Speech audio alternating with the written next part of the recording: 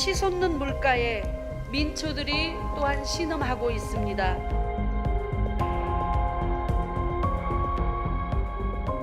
안 되지, 그건. 당연히. 부의원이 할 일이 뭐가 그렇게 많아. 그래가지고 무슨 100만 원씩 올리기는. 선거하실 때는 국민들 위해서 열심히 일하시겠다고 본인들이 다 내려놓고 하시겠다고 지금 결론적으로 100일 지나고 난 다음에 지금 보는 모습으로 봤을 때는 벌써 주머니 챙기기에 급급한 거 아닌가. 한참 치지 않는 공부실에 가서 하세요. 회심에서 노코멘트. 지금 하는 태도가 잘못됐어.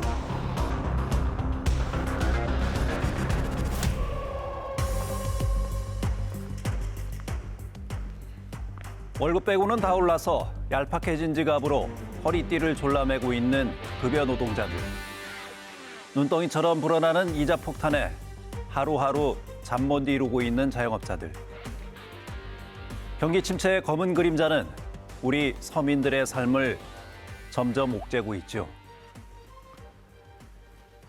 이렇게 서민 경제는 IMF 때보다 더 힘들다는 말이 나올 정도로 심각한데 우리 지역 지방의회 의원들은 마치 다른 세상에 살고 있는 듯 많게는 40%가 넘는 의정비 인상을 추진하고 있어서 뜨거운 논란이 되고 있습니다.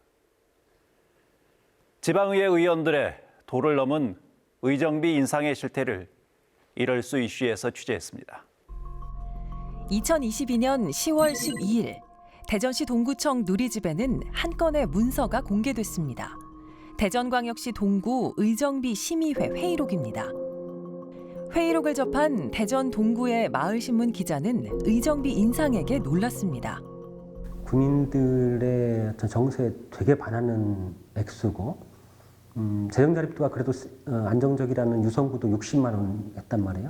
근데 동구에서 100만 원이라 이건 좀 놀랄 일이죠. 공무원들도 입을 못 다물고 주민들도 그렇고 심각성을 좀 느꼈죠.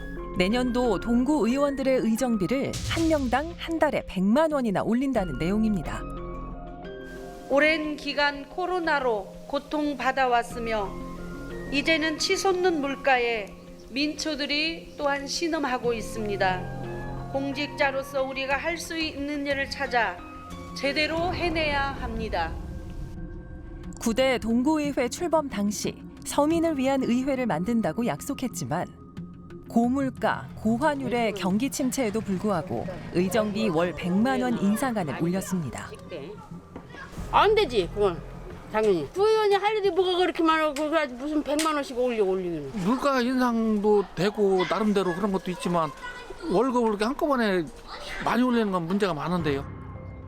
대전시 동구의회 의원들의 파격적인 의정비 100만 원 인상안 어떻게 된 걸까요?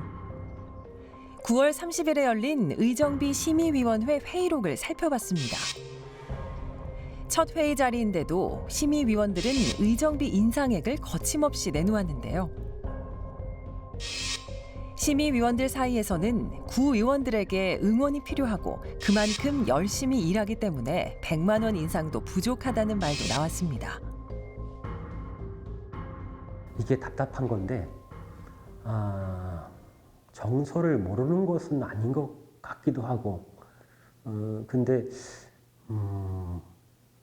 뭐 어떻게 보면 무시하고 있는 것 같기도 하고 한 번 혼나고 몇 년 행복해볼까 뭐 이런 느낌도 있는 것 같고. 의정비는 의원의 연구와 직무 활동을 위해 매달 지급되는 비용입니다. 지방자치법 시행령 제33조에 따라 구의원의 한 달 의정비는 의정활동비와 월정수당으로 구성돼 있습니다. 연수 등에 쓰이는 여비는 별도로 받고 있습니다. 이 중에서 의정활동비는 연구비와 보조금 110만 원으로 고정돼 있습니다. 하지만 월정수당은 지자체 심의위원회에서 자율적으로 금액을 결정하는데요. 상한 제한이 없습니다. 우리가 이제 지방자치가 부활이 되면서 처음에는 이제 무보수 명예직으로 출발을 했죠. 그러던 것이 2005년도에 저희가 법이 바뀌어서 이제는 무보수 명예직이 아니라 이제 월정비를 받을 수 있도록, 의정비를 받을 수 있도록 이렇게 법이 개정이 되었습니다. 18년 전까지는 이 월정 수당을 계산하는 공식이 있었어요. 18년도에 그 공식을 완전히 없앴습니다. 없애고 다만 이제 주민 수라든지 재정 상황, 그다음에 지방 공무원 급여 인상분, 그리고 의정 활동 실적, 이 네 가지를 바탕으로 해서 자치단체별로 그 의정비 심의위원회가 그것을 결정할 수 있도록 이렇게 자율권을 줬는데, 행안부는 지나친 의정비 인상을 막기 위해 복잡한 수식을 도입했었습니다. 그러다 2018년부터 기초단체 의정비 심의위에 자율권을 줬습니다. 현재 대전 동구의회 의원들의 의정비는 연간 3,959만 원, 월 330만 원을 받고 있습니다. 여기에 올해 발표한 100만 원 인상안을 적용하면 내년도 동구의원들의 한 해 의정비는 5,159만 원으로 월 430만 원을 받게 됩니다. 그런데 대전시 동구의 공공부문 노동자 생활임금은 월 221만 1,220원입니다. 100만 원이 인상되면 대전 동구의회의 의정비는 서울 강남구, 경기 수원시에 이어 전국 세 번째로 높습니다. 최저임금 지금 얼마 받는지는 아시는지 모르겠지만 지금 일반적으로 사람들이 지금 경제 상황도 이렇게 안 좋은 상황에서 그렇게 많은 돈을 한꺼번에 올리신다는 거는 저희 지금 국민으로서는 절대 이해할 수도 없고, 선거하실 때는 국민들 위해서 열심히 일하시겠다고, 본인들이 다 내려놓고 하시겠다고, 낮은 자세로 하시겠다고 이렇게까지 얘기하셔놓고 지금 결론적으로 100일 지나고 난 다음에 지금 보는 모습으로 봤을 때는 벌써 주머니 챙기기에 급급한 거 아닌가. 2021 대전시 사회 지표에 따르면 대전시 동구의 인구는 5개 구 중 4번째, 국회 미래연구원의 발표에서도 대전 지역 행복지수 중 동구는 D등급을 기록했습니다. 지금 동구 같은 경우에는 우리 대전에서 재정 자립도가 가장 낮은 곳 중에 하나입니다. 재정 자립도가 11%가 채 안 되는 걸로 제가 알고 있거든요. 이것은 전국에 243개의 자치단체가 있는데 그 중에서 189등을 하더라고요. 그러니까 하위 한 23%에 속하는 이제 그런 자치단체인데, 그리고 우리가 봤을 때 동구의회가 그동안에 우리나라 전체 지방의회의 어떤 모범적인 사례가 많이 있었던 것도 아니고, 게다가 구의원은 다른 직장과의 겸직이 가능한데요. 동구의원 중 3명이 대표직을 맡고 있었습니다. 의정비 100만 원 인상안의 수혜자가 될 의원들의 의견은 어떨까요?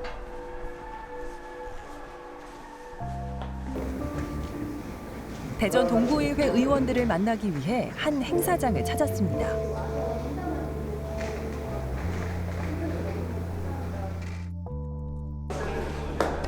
현장에서 김영희 동구 의원을 만날 수 있었는데요. 제작진이 의정비 월 100만 원 인상안에 대해 묻자 초선이라 잘 모른다며 자리를 피했습니다. 이번에는 박영순 동구의회 의장과 접촉을 시도해봤습니다. 하지만 일정이 바쁘다는 말뿐이었습니다. 결국 제작진은 의장의 일정표를 확인하고 직접 찾아가 보기로 했습니다. 동구청에서 열린 한 행사장에서 드디어 박영순 동구의회 의장을 찾을 수 있었습니다.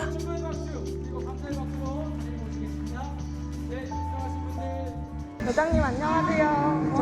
저 KBS 박효연 PD라고 하는데 뒤에 공무실로 보내서 심의위원회를 열어서 거기서 100도 나오고 150도 나오고 그래서 공청회로 1차 넘어갔기 때문에 우리 의회나 의장은 이미 손을 다 떠났어요. 아무런 취할 수 있는 방법이 없어요. 아니 우리는 동의한 적도 없고 그런 얘기한 것도 아무것도 없습니다. 근데 방금 저희한테 나 더 이상 치지 않아요. 공무실에 가서 하세요.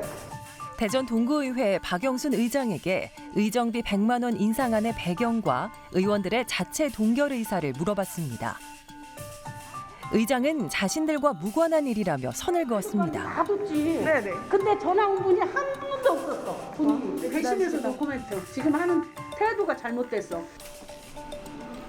이후 의회에 정식 인터뷰 요청을 했는데요. 기존에 이제 많은 인터뷰를 했고 의회 관련해서 입장은 다 밝혔다. 이런 거죠.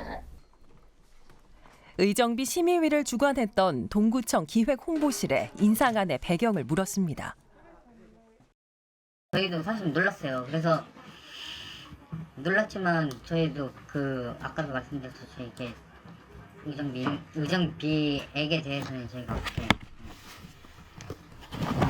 관여할 수도 없고. 의정비에 대한 사안은 심의위원들이 결정한다는 건데요. 한 심의위원과 접촉해 봤습니다. 50만 원대가 딱 저쪽인 것 같아서 그래서 그걸 얘기하려고 하는데 딱 그러니까 심의 회의록을 보니까 70만 원으로 딱 정해져 있더라고요. 근데 만장일치로 이게 다스리는 원칙이다 보니까 어쩔 수 없이 해서 이제 공청회로 이제 넘어간 거라. 지방자치법 제34조에 따르면 심의위원은 교육, 언론, 시민단체, 이통장, 의장의 추천 등으로 다양하게 구성하도록 돼 있습니다. 그런데 심의위 명단을 보니 10명 중 7명이 의회 추천인과 통장과 주민자치위원이었습니다. 이해관계가 높다 낮다 그렇게 하시는데 의회 의원들하고 항상 좋은 분들만 있다고 이렇게 장담하실 수 있는 거 아니잖아요. 그게 의원들하고도 분명히 이분들하고 나쁜 관계가 있는 분들도 있어요. 의정비 심의위원회의 활동이 사실 그렇게 독립적이지를 못하고요. 또 이제 그분들의 어떤 소속이라든지 또 그분들의 이력사항이 이제 노출이 되기 때문에 자연스럽게 지방의회 의원들이 그분들을 컨택할 수밖에 없고 그래서 의정비 심의하는데 영향을 줄 수밖에 없는 것이 현실적인 사정이다.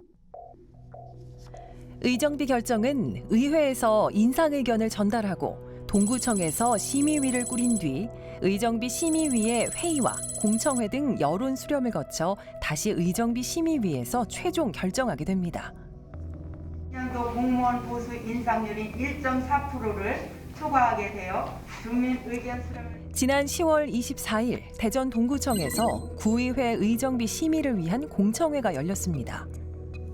이렇게 좀 부정적으로 보는 인식이 발표자 4명 중 2명은 인상에 반대했고 1명은 60만 원대 인상을, 1명은 100만 원 인상을 주장했습니다.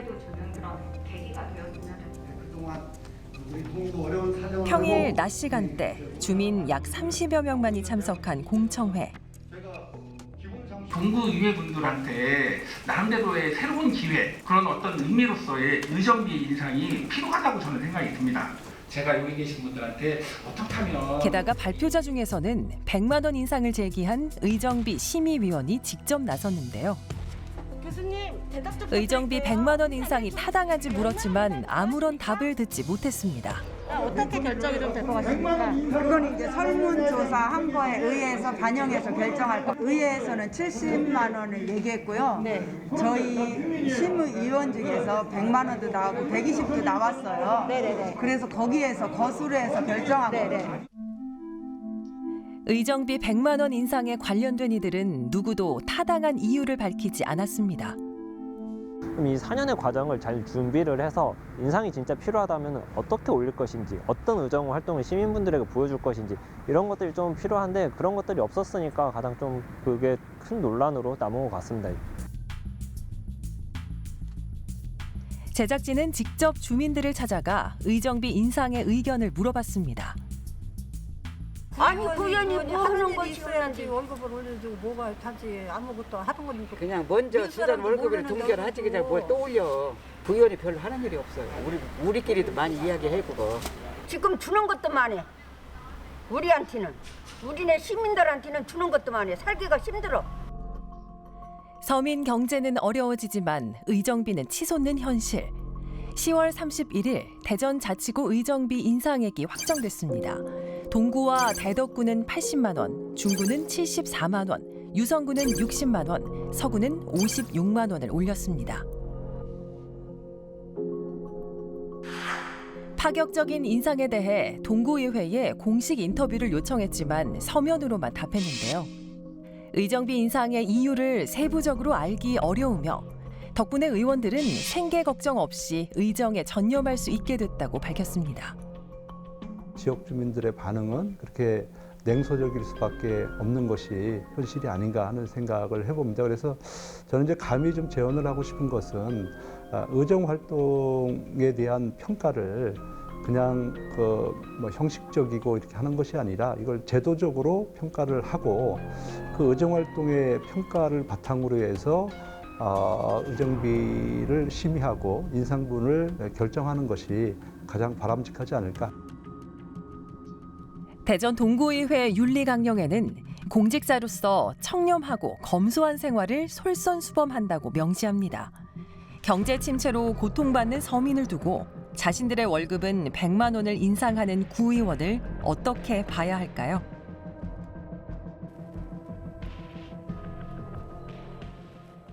그동안 주목 한 번 받지 못했던 대전 동구의회가 의정비 월 100만 원 인상으로 전국 화제가 됐다며 냉소로 일갈한 한 시민의 말은 지방의회를 바라보는 시민들의 인식을 단적으로 대변하는 듯합니다. 주민들의 가치와 이익을 대변해야 하는 책무보다 자신들의 이익을 먼저 생각하는 정치는 결코 공감도 지지도 받을 수 없습니다. 왜 이렇게 지방의회에 대한 시민들의 신뢰가 낮은지 지방의회 의원들 스스로 냉철하게 돌아봐야 할 것입니다.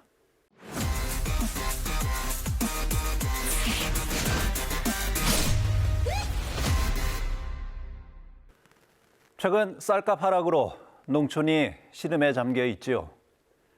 이렇게 어려운 농촌에서 새로운 대안을 찾기 위해서 노력하는 농민이 있습니다. 우리나라에 오리농법을 처음 도입한 마을에서 유기농법으로 희망을 심는 농부를 현지인에서 만나봤습니다.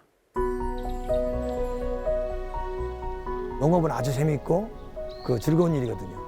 자꾸 지금은 절망이라고 농업을 얘기하잖아요. 그래서 희망을 만들어주는 농부가 돼야 되겠다. 18살부터 친환경 농업을 이렇게 해온 희망농부 주영로입니다.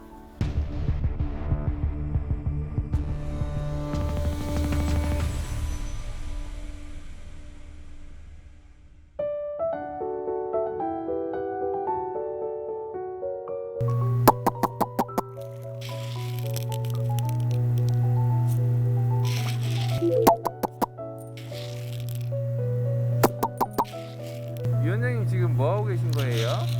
지금은 매기 밥 주는 거예요.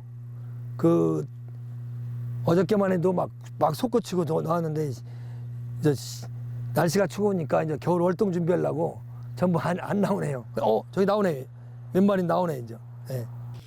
네. 매기가 역할이 잡초 제거를 하고 논에 서는 일이거든요. 그래서 흙탕물형 탁수 현상이라고 하잖아요. 태양이 씨앗에게 빛을 안 주면 발화간대요.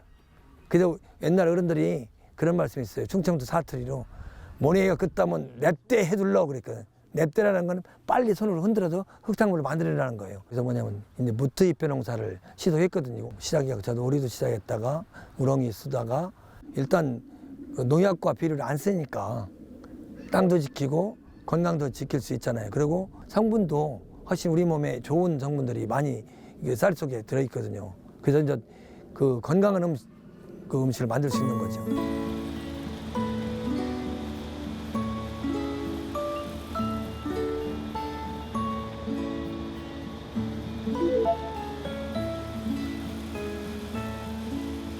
자연적인 그러니까 가축의 발효된 탭이라든가 그리고 남은 볏짚이라든가 부산물을 활용해서 순환적인 농업을 하는 게 유기농업이거든요. 근데 이것이 이제 그렇게 되면 소출이 적게 나오고 이렇기 때문에 사람들이 많이 하질 않았죠.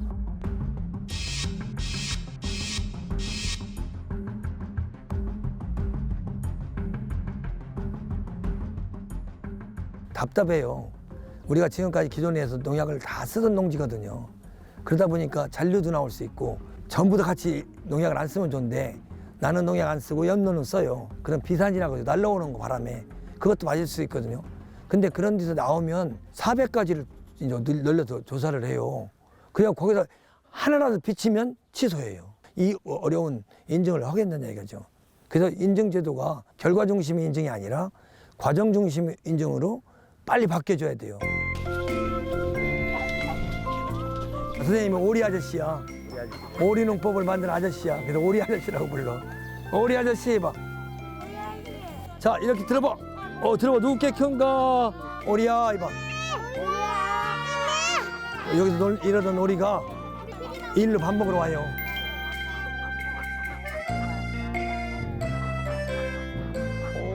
오리가 왔다, 오리 왔어. 사람이 크는 거와 작물이 크는 것이 한 획도 다르질 않아요. 환경, 익충, 미생물 이런 것들 도와서 작물을 만들잖아요. 사람도 마찬가지예요. 옆집, 내 친구, 그리고 모든 가족들이, 지역이 하나의 사람을 만들어주잖아요. 그래서 농업을 모르면 애를 키우는 방법도 모른다는 게 사실이죠.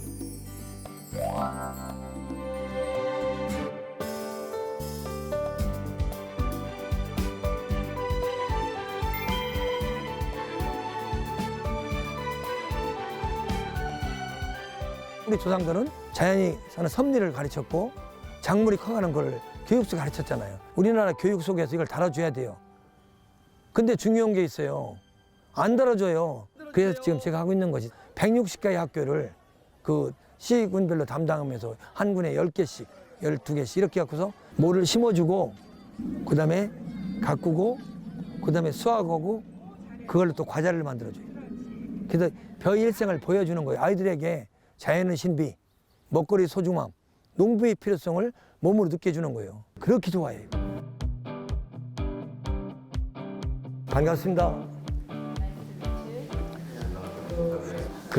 말은 잘 안 통하지만 손과 발이 있기 때문에 충분히 통할 수 있다고 저는 생각합니다. 노랗게 보이는 부분이 농업이거든요.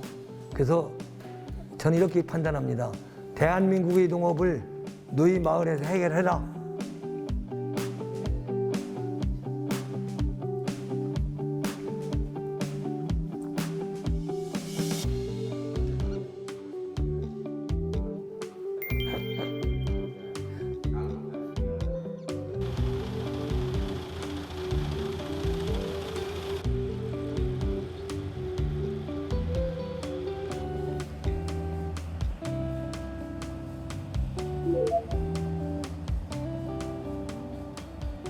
인원이 저희 인원이고요. 아들이 지금 타작을 하는 거예요, 지금. 아드님도 위원장님처럼 이제 농부 일을 하고 계신 거예요? 지금 농사 짓는 제가 10여 년이 넘었어요. 제일 기쁨으로 느끼는 거는 내 아이가 아버지 직업을 대를 위해서 선택해 줬다는 거. 근데 농업을 막 억지로 시킨 적은 없어요. 그래서 뭐냐면 우리가 즐거우면 애들도 즐겁게 보인 거고 우리가 희망이 있다고 생각하면 아이들도 희망이 있다고 생각한 거라고 저는 그렇게 생각하거든요. 그래서 농사를 안 짓는 거는 청년들이 잘못한 게 아니라 기존의 우리 세대들이 아름다운 모습을 그들에게 못 보여줘서 그렇다고 저는 그렇게 봐요. 그래서 그것이 바로 되면 농업은 아주 재미있고 즐거운 일이거든요.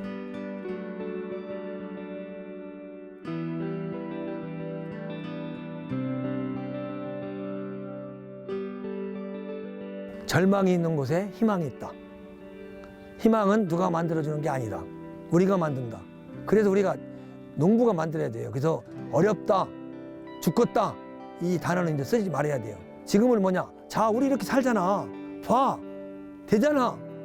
이렇게 얘기하는 우리 습관을 바꿔야 돼요. 그래서 좀 더 농민들이 자신을 가지고 이렇게 해야 되고 결국은 이제는 이런 시대가 됐어요. 이제 농민이 생산자가 아니에요. 우리가 벼를 심어도 고구마를 심어도 배추를 심어도 이 품종 이것 좀 심어줘 이렇게 되거든요. 그런 건 뭐냐? 이제는 앞으로의 세대는 공동 생산자의 시대가 돼야 돼요. 소비자도 생산자, 생산자도 생산자. 서로 손잡고 함께 되는 세상이 돼야 되는 거예요.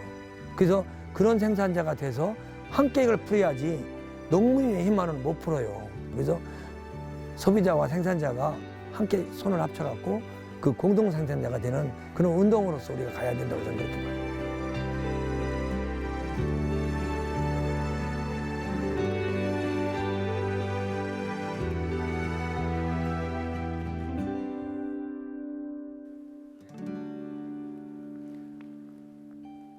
기후위기 시대 환경 친화적인 유기농업의 가치와 중요성은 더욱 커져가고 있습니다. 하지만 우리나라는 유기농산물의 비중이 아직 5%에 머물러 있고 정부의 친환경 보조금 지원 약속도 지켜지지 않고 있는 현실입니다.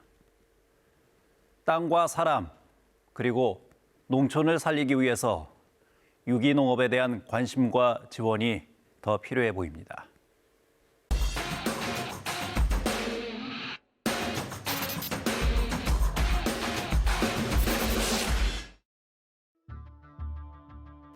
독일의 사상가 막스 베버는 정치는 결국 결과로서 자신의 존재 이유를 증명해야 하며 이것이 정치의 중요한 책임이라고 말했습니다. 지방자치 30년, 유감스럽게도 우리의 지방의회는 지금까지 결과보다는 이런저런 논란이 중심이 되는 것이 현실입니다. 잊혀질만 하면 터져나오는 의원들의 비위와 추문, 자리싸움으로 파행을 겪는 의회, 외유성 각종 연수, 민심과 동떨어진 의정비 인상, 그리고 이런 논란 끝에 어김없이 터져나오는 냉소적인 지방의회 우용론까지. 그럼에도 불구하고 풀뿌리 민주주의와 생활정치를 실현하는 지방자치는 우리가 결코 포기할 수 없는 중요한 가치입니다. 지방의회에 대한 불신과 회의가 더 커지기 전에 이제는 지방의회가 결과로서 그 존재 이유를 스스로 증명해야 합니다. 그리고 그 결과에 대한 평가는 유권자인 시민의 손에 달려 있다는 사실도 명심해야 할 것입니다. 시사인 대세남은 다음 주에 지방자치단체들의 천태만상 혈세 낭비 실태를 추적 방송합니다. 다음 시간에 뵙겠습니다.